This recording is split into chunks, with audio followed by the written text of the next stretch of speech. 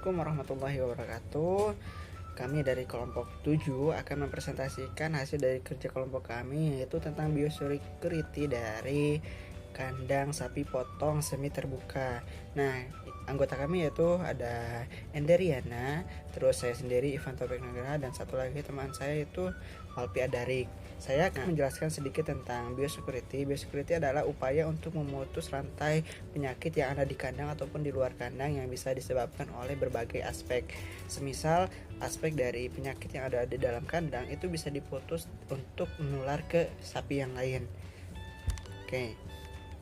Berikutnya, untuk biosecurity sendiri itu terbagi menjadi 3: biosecurity konseptual, biosecurity struktural, dan biosecurity operasional. Nah, yang mana biosecurity konseptual ini adalah biosecurity tingkat 1, adalah garda terdepan bagi penanggulangan penyakit, pencegahan penyakit. Pokoknya konseptual adalah sesuatu yang paling mendasar dari biosecurity. Lalu ada struktural ini ada biosecurity tingkat 2, terus ada operasional, adalah biosecurity tingkat 3. Nah, struktural dan operasional akan dijelaskan oleh rekan saya. Saya akan menjelaskan tentang biosecurity dari konseptual. Biosecurity konseptual ini merupakan dasar dari seluruh program pengendalian penyakit, mulai dari lokasi nih. Biosecurity konseptual ini kandang itu harus berada di lokasi yang sesuai. Apakah jauh dari pemukiman warga? Apakah harus dekat dengan pemukiman warga? Itu harus dipertimbangkan.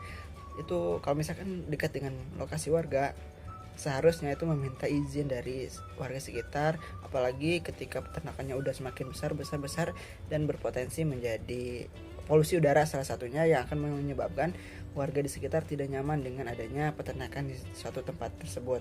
Nah, lalu pastikan suatu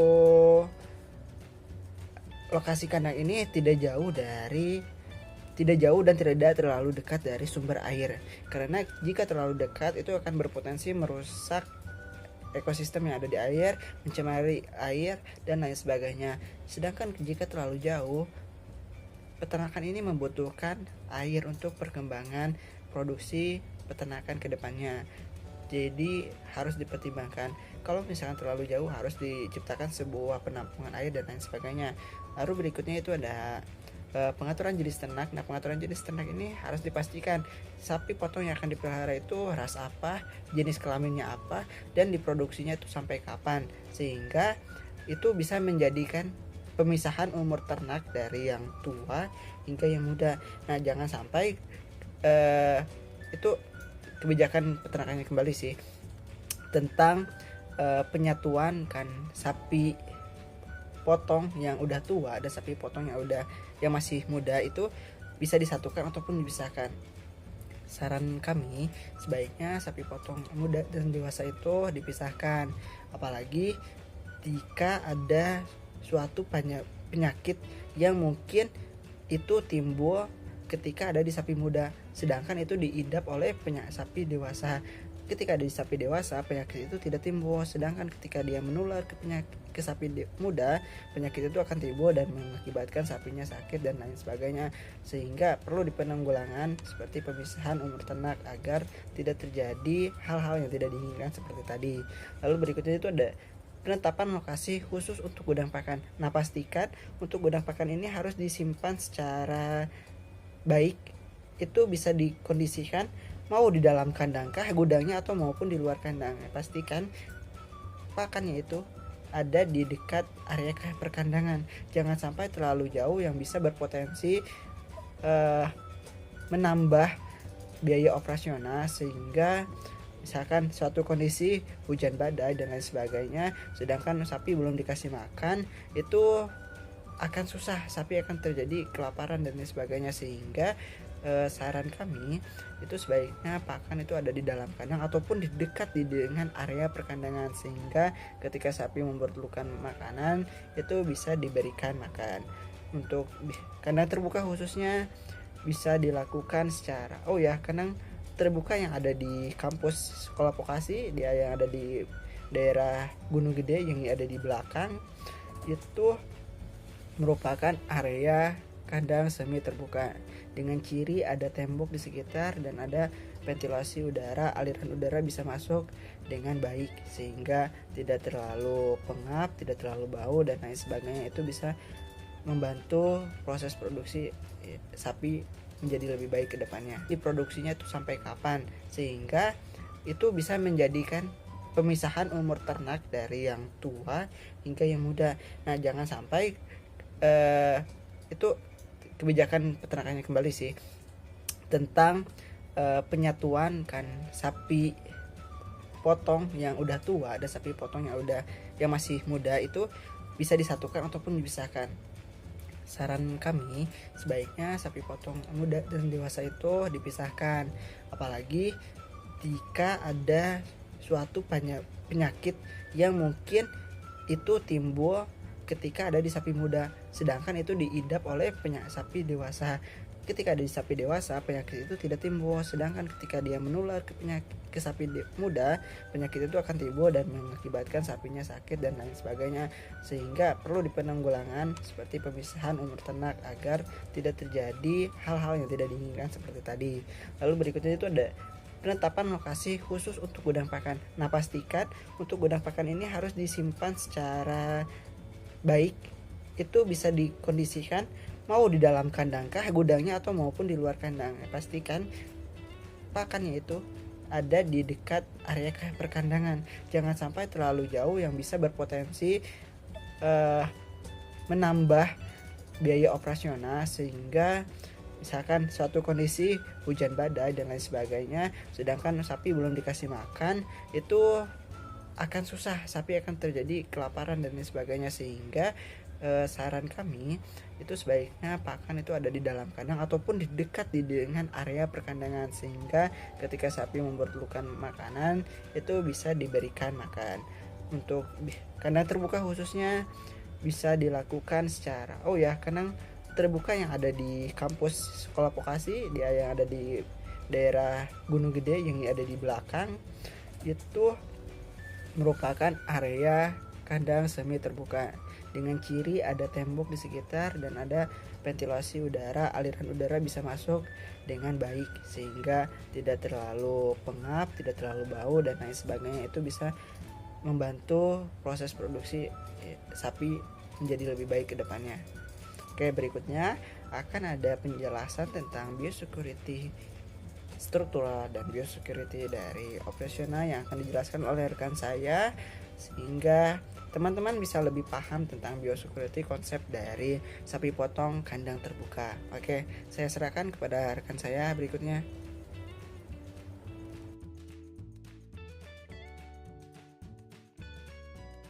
Selanjutnya di sini saya akan menjelaskan tentang biosecurity struktural dari kandang sapi semi terbuka. Biosecurity struktural meliputi konstruksi kandang dan elemen arsitektur kandang. Seperti setiap bukaan diberi kawat kisi yang bertujuan untuk menghindari agen pembawa penyakit seperti burung dan serangga. Tata letak komponen peternakan dan pemisahan atau batas-batas unit peternakan yang sesuai dengan standar. Pengaturan saluran limbah peternakan, sarana dan prasarana, dipping, spray, dan disinfeksi mobil masuk peternakan harus selalu diperhatikan agar lingkungan kandang tetap steril. Struktural merupakan perlindungan ternak yang dipelihara dengan cara mengatur tata letak peternakan. Beberapa hal yang perlu dilakukan diantaranya yang pertama itu pemagaran kawasan peternakan dengan tujuan meminimalkan orang umum atau hewan liar masuk ke dalam peternakan. Yang kedua, pintu masuk ke areal kandang usahakan satu pintu saja. Hal ini bertujuan untuk meminimalisir masuknya hewan lain dan berpindahnya atau melintasnya operator lain ke kandang lain. Yang ketiga itu ketersediaan air bersih dan bebas agen patogen serta adanya treatment terhadap air yang akan dikonsumsi dengan penambahan klorin, peroksida atau lainnya. Selanjutnya itu adanya fasilitas pelayanan perusahaan yang memadai seperti kantor, Gudang ini berisi seperti pakan, obat-obatan, dan peralatan. Selanjutnya ada kamar ganti pakaian dan kamar mandi. Selanjutnya itu adanya suplai air dan listrik yang sangat cukup. Selanjutnya adanya tempat khusus untuk pemusnahan bangkai. Jadi apabila terdapat hewan yang mati karena suatu penyakit, harus sesegera mungkin dimusnahkan karena agar agen penyakit tersebut tidak menyebar ke hewan ternak lainnya.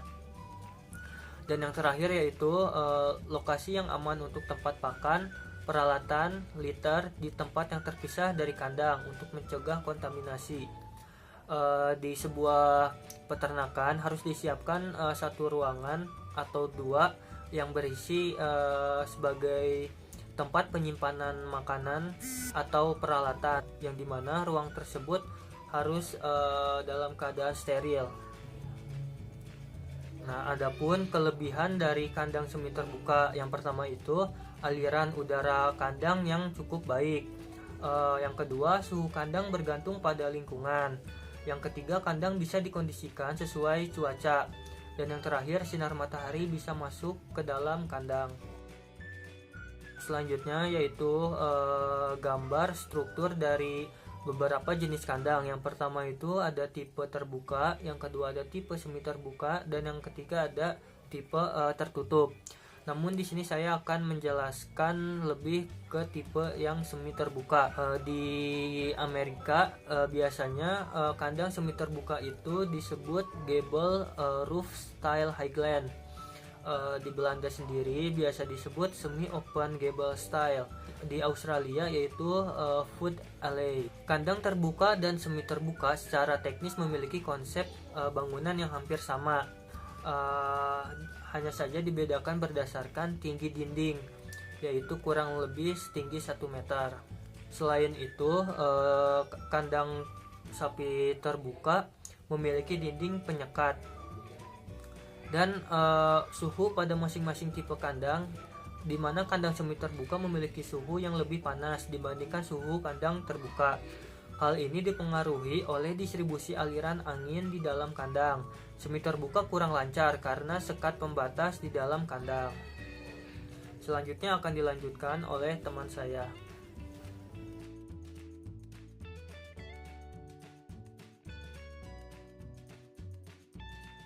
Biosecurity operasional ini merupakan prosedur manajemen dan kegiatan rutinitas untuk mencegah kejadian dan penyebaran penyakit di suatu farm tersebut, dan termasuk di antaranya proses pembersihan, desinfeksi, dan sanitasi kandang atau farm. Dari ketiga tingkatan level ini yang paling fleksibel dan bisa diubah sewaktu-waktu dan disesuaikan dengan kondisi pada saat itu. Pada tingkatan ini harus ada petunjuk operasional yang jelas tentang prosedur rutinitas yang harus dilakukan dan disertai pencernaan jika ada hal-hal yang tak terduga seperti wabah penyakit dan lain-lainnya, dan harus disiapkan untuk setiap jenjang manajemen atau manajer, operator, dan tamu.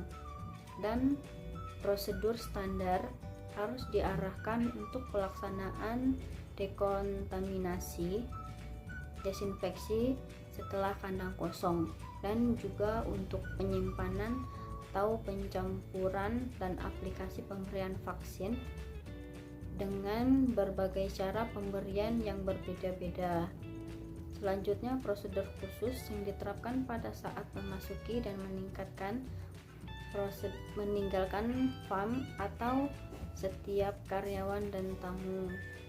Selanjutnya, pengawasan yang ketat diperlukan untuk mencegah kontak dengan hewan lain seperti unggas eksotik atau ayam kampung untuk farm ayam. Dengan menerapkan 3 hal biosecurity tersebut secara baik dan benar, diharapkan akan mencegah dan minimalisir masuknya agen patogen dan penyebaran penyakit dari luar lokasi usaha peternak kita. Mungkin hanya itu yang dapat kami sampaikan, kurang lebihnya mohon maaf. kami akhiri, wabillahi taufik walhidayah. Wassalamualaikum warahmatullahi wabarakatuh.